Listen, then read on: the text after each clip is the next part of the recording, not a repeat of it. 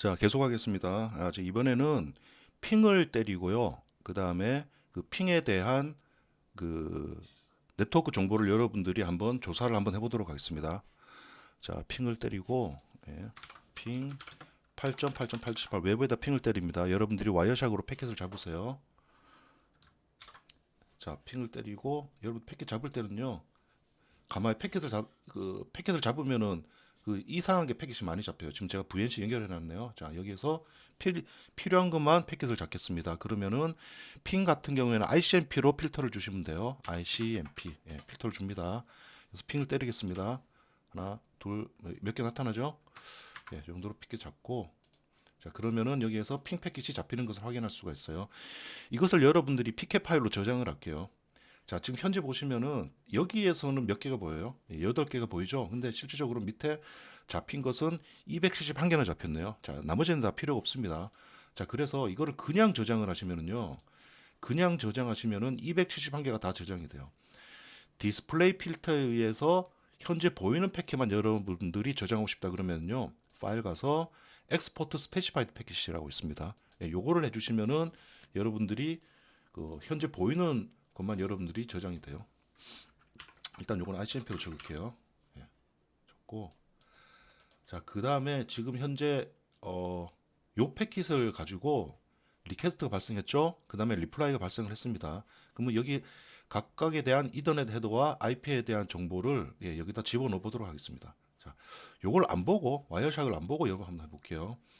지금 현재 핑 패킷은 여러분 컴퓨터에서 게이트웨이를 통해서 밖으로 나갑니다. 이게 바로 핑 리퀘스트고요. 그 다음에 리플라이가 오는 것은 상대방 8.8.8.8에서 게이트웨이를 통해서 저한테 들어오게 되는 겁니다. 자, 여기에 대한 이더넷 헤더는 소스 맥과 데스티네이션 맥이 있고요. IP 헤더에는 소스 IP와 데스티네이션 IP가 있습니다. 이걸 한번 적어 볼게요. 자, 소스 맥은 뭐가 될까요? 얘가 보내죠? 얘가 보내기 때문에 요게 될 겁니다. 자, 이게 너무 기니까 뒤에 2바이트만 적어 보겠습니다. 네, 이렇게 되죠. 데스티네이션 맥은 어떻게 되죠? 예, 게이트웨이를 통해서 나가죠? 예, 그러면은 요 정보가 될 거예요. 예, 요 정도가 되고 자, 소스 IP는 내 자신이죠. 10.1.1.3입니다. 그러면 뒤에 2개만 적겠습니다. 그 다음에 데스티네이션 IP는 10.1.1.1. 자, 이렇게 되죠. 자, 현재 여기에서 잘못된 정보가 하나 있습니다. 잘못된 정보. 어떤 게 잘못됐을까요? 자, 10초 드리겠습니다. 여러분들이 잘 생각해 보시기 바랍니다. 1, 2, 3, 4, 5, 6, 7, 8, 9, 10. 뭐가 잘못됐죠? 바로 이놈이 잘못됐어요. 자, 이게 뭐죠? 여기가 1.1, 10.1.1.1이 아니라 8.8.8.8이 되어야 돼요. 자, 여기에서 이더넷 헤더 L2와 IP 헤더 L3의 역할에 대해서 여러분들이 좀 확실히 알고 짚어 보도록 하겠습니다. L2는 뭐예요? 근거리 통신 규약이에요. 자, 지금 현재 패킷은 ICMP 패킷은 여기에서 출발해서 지구 저편에 있는 8.8.8.8하고 통신을 하죠. 이런 형식으로 통신을 하게 돼요. 통신을 할 때 이더넷에서 사용하는 주소는 근거리 주소예요. 자, 그렇기 때문에 내 자신의 맥 어드레스와 상대방에 대한 맥 어드레스, 게이트웨이에 대한 맥 어드레스가 나오게 돼 있어요. 자, 그런데 IP에 대해서는 뭐냐면요. 이 소스 IP하고 데스티네이션 IP는 근거리에서 사용되는 주소가 아니라 원거리, 지구 저편에 있는 IP에 대한 정보를 집어넣어줘야 돼요. 이거를 여러분들이 구분을 하실 줄 아셔야 됩니다. 자, 다시요. 이더넷은 L2예요. L2고 이거는 근거리 통신 규약. 그 다음에 IP 헤더는 L3고 원거리 통신 규약입니다. 그래서 소스 맥의 역할과 맥 어드레스의 역할과 IP 어드레스의 역할이 다르다라는 것을 여러분들이 알아두시면 될 것 같습니다. 자, 이거 한번 해볼까요? 실제적으로 이게 제대로 만든지 한번 확인해 보겠습니다. 자, 밖으로 나가는 거. 자, 이더넷 헤더.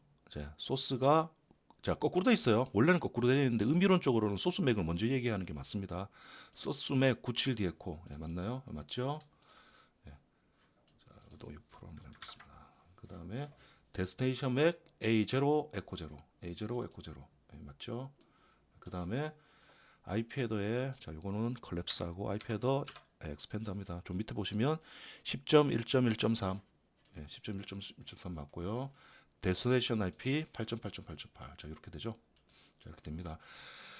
자 그러면은 이제 이게 핑 리퀘스트고요. ICMP 리퀘스트가 날아갔고 그 밑에 이렇게 리플라이가 오겠죠.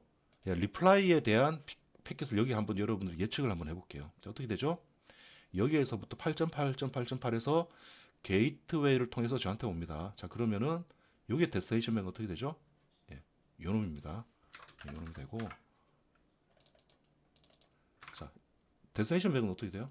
예, 요거요. 거꾸로 돼요. 그죠?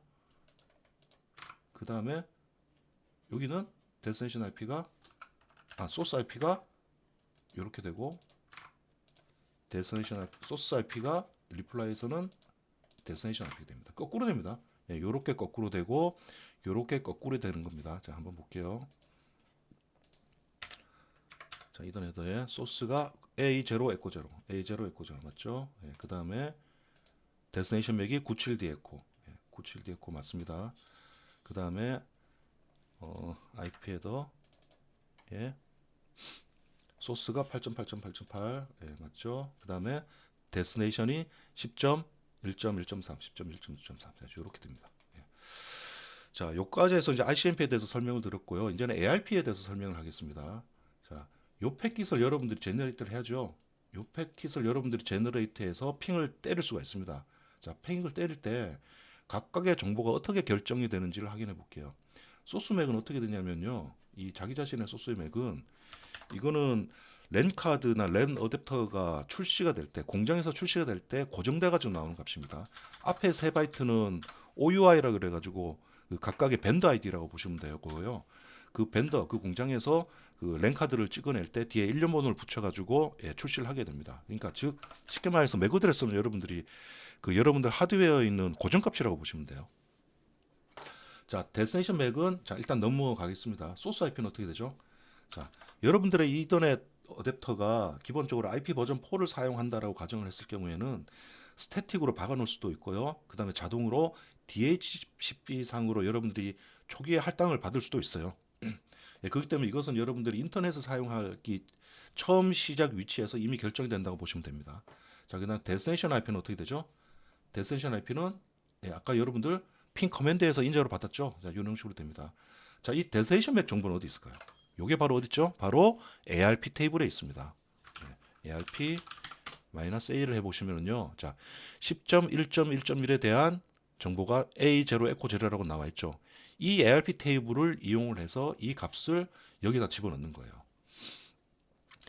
자, 그런데 지금 이 값은요, 그 고정된 값이 아니고 그 계속해서 그 변경이 될 수가 있어요. 캐시입니다. 일종의 ARP 캐시 테이블이라고 해요. 그래서 만약에 여러분들이 IP 통신을 하다가 만약에 이 정보가 사라지는 경우에는요, 그 이 정보를 다시 알아내야 되죠. 이게 바로 ARP 프로토콜이에요.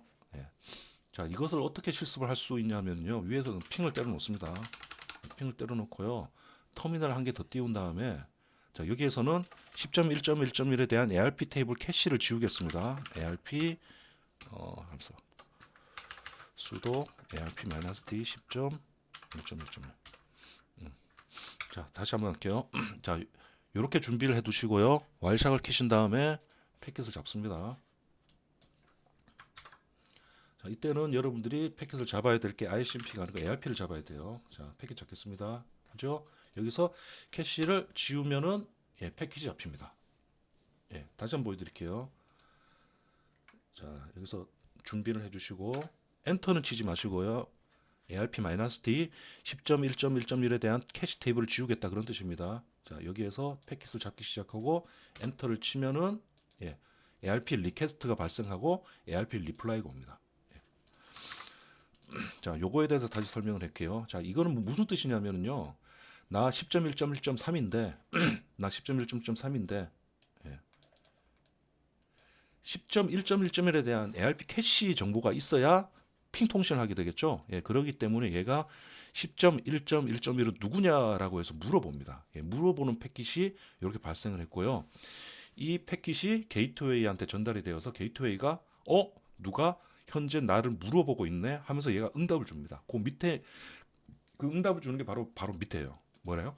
10.1.1.1은 바로 A0 에코 제로야. 이런 식으로 이렇게 물어보게 되는 겁니다. 자, 여기에서요. 지금 똑같이 한번 해볼게요. ARP 리퀘스트와 자, ARP 리퀘스트 자기 자신이 물어보는 상대방 호스트에 대한 IP에 대한 맥 어드레스를 물어보는 ARP 리퀘스트가 있고요. 그 다음에 여기 ARP 리퀘스트고요. 그다음 상대방으로부터 ARP 리플라이가 왔습니다. ARP 리플라이가 왔을 때의 각각에 대한 이더넷 헤더와 ARP 헤더에 대해서 여기 또 한번 채워보도록 하겠습니다. 자, 의미를 알려드릴게요. 이더넷 헤더에 있는 소스 맥과 데스티네이션 맥은 여러분 다 아시죠? 예, 이더넷 근거리 통신 환경에서 보내는 사람의 맥 주소와 받아야 될 사람의 맥 주소가 들어가는 겁니다. 그 다음에 ARP 헤더는 좀 복잡한데 이 네 개가 중요합니다. 뭐냐면요. 샌더의 맥, 샌더의 IP, 타겟의 맥, 타깃 IP 이런 뜻입니다. 예. 보내는 사람의 맥과 IP 주소, 그 다음에 타겟이 되는 맥과 IP 주소 이렇게 보시면 돼요. 자, 이더넷 헤더에서는 소스와 데스티네이션이라고 얘기를 하지만요. ARP 헤더에서는 샌더와 타겟이라고 얘기를 합니다. 아셨죠? 자, 그럼 일단 얘가 먼저 물어봐요. 물어보는 패킷의 소스 맥은 뭘까요? 예. 요놈이죠. 자기 자신이죠. 자, 자기 자신이 물어봅니다. 자, 물어보는데 자, 데스티네이션 맥이 뭐죠? 현재 모르죠. 예. 이게 A0 에코 제로를 알아내야 되는데 이걸 모르죠. 그럼 여기 어떻게 들어갈까요? 예, 바로 이게 들어가는 것 같은데요. 이게 들어가는 게 아니라 뭐가 들어간다요? 예. FFF가 들어갑니다. FF가 들어갑니다. 자, FFFF 모든 비트가 1로 세트된 맥 어드레스 정보. 이걸 바로 브로드캐스트 맥 어드레스라고 합니다. 특수 맥 어드레스라고 보시면 돼요. 자, 이런 형식으로 해서 데스티네이션의 FF 브로드캐스트 맥이 되면요. 같은 네트워크 대역의 모든 호스트들한테 그 패킷이 전달이 됩니다. 그러면 ARP 리퀘스트 패킷은 얘한테도 전달이 되고 얘한테도 전달이 되겠죠. 예. 그런데 뭐 얘는 무시해요. 그 패킷 받아가지고 자기는 응답을 줄 필요가 의무가 없으니까. 그럼 얘는 자기 자신을 물어보네 하면서 나중에 다시 ARP 리플라이가 오게 됩니다. 현재는 ARP 리퀘스트예요. 자, 그 다음에 ARP 헤더로 갈게요. 샌더의 맥. 샌더의 맥은 자기 자신의 맥이죠. 그러면은 자, 요거를 쓸 겁니다. 요거를 쓰고 샌더의 IP. 샌더 IP는 자기 자신의 IP죠. 이렇게 되고 타겟 맥. 타겟 맥은 모르죠. 예, 현재 모르죠. 뭐 집어넣죠? 예, 자기가 애매하고 타겟 IP는 어떻게 돼요? 지금 우리가 알려고 하는 것은 10.1.1.1에 대한 것을 알아내야 되기 때문에 여기다 이렇게 집어넣습니다. 자, 여기 타겟 맥은 뭐가 들어갈까요? 예, 모른다. 모른다는 뜻입니다. 그래서 뭐냐면은 실질적으로 여기에서는 이게 들어가는 게 아니에요. 이게 들어가는 게 아니라 어떻게 된다? 아이고, 이거 다시요. 이게 참 1.1 폰트가 잘못돼가지고 자, 여기에다가 들어가는 게 빵빵빵빵이 들어가요. 네, 빵빵빵빵이 들어갑니다. 네, 이렇게 들어갑니다. 아시겠죠?